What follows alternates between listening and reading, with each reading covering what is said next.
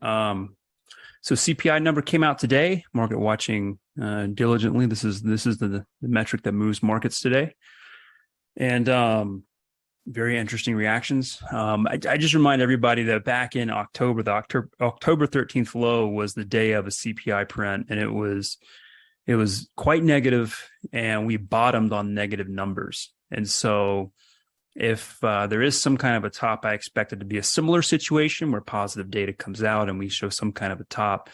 But it's safe to say that the market dynamics have changed. You can see that in how bounces are getting sold, and we'll get into all of that. But I do want to point out we're looking at 3-month annualized growth rate, so you get to see the trend. And in order to get your year over year, which is if you want to see year over year CPI at 2%, you need to get several of these sequentially around that number, which we're starting to see, right? So 1.9%, we're seeing this deceleration in the CPI number, the headline number. And some of this is coming from core. We actually saw core inflation go down to 3% on a 3-month annualized basis. This is the lowest reading in a very, very long time.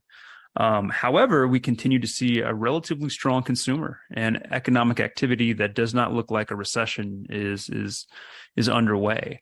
But the primary contributor of this lower number continues to be energy and food. Food reaccelerated for the first time in a very long time. And that makes sense considering how cattle prices are at an all-time high. Wheat prices hit a bottom, and we've seen quite a bounce off the low. But I don't think next month is going to see energy prices contribute like it has before. So we're going to need to see a continuation of core going down.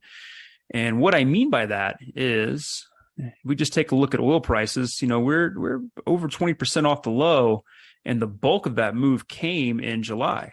So we're 27% off the low, and it started really in July. So you're not going to see energy helping the CPI numbers for the next print. So I do believe we'll see some kind of a return to inflation, or return to upside inflation as a result.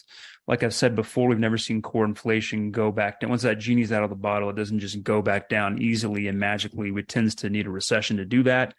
So we're seeing this really strong disinflation, which I think is coupled with strong growth, which is helping people kind of come to the conclusion that we're going to get some kind of a soft landing, which I still think is quite the pipe dream. The question is, when is this recession going to hit? And that is the million-dollar question. I think the evidence is very low probability that's going to happen in Q3.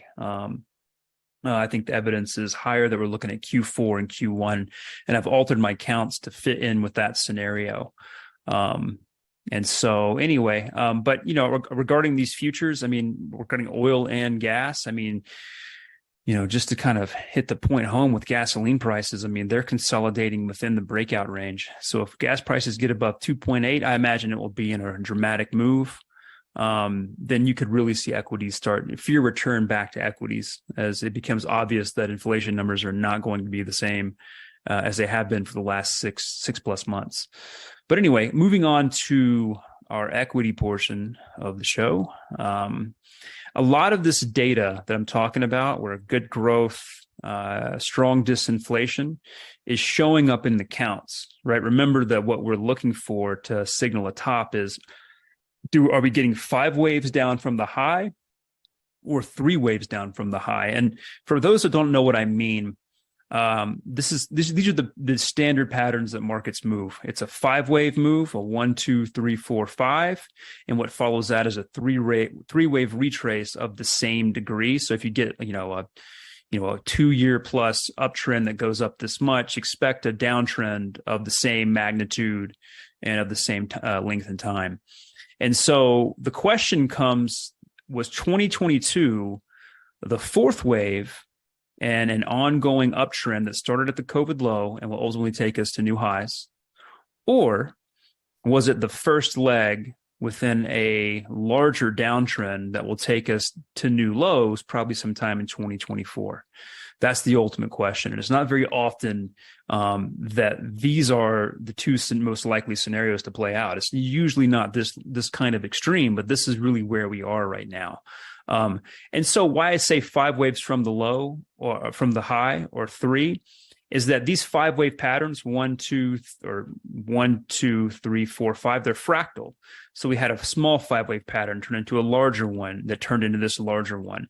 So if you're looking at the micro level, you can see on a 5-minute chart, you get a 5-wave pattern off that low, and that turns into a bigger one and then a bigger one, right? So by looking at the small time frame, it gives you a clue on what's building. And if this is a top, this C wave right here, C waves are always 5-wave patterns. They're pretty dramatic, and they're 5 waves. So that's what I'm looking for. I'm looking for evidence of a 5-wave move off the high, which would be an early signal that this bigger bear scenario is playing out. However, if this move off the high is a 3-wave move, then we've got more upside into 2023. The next target will be around 4,800.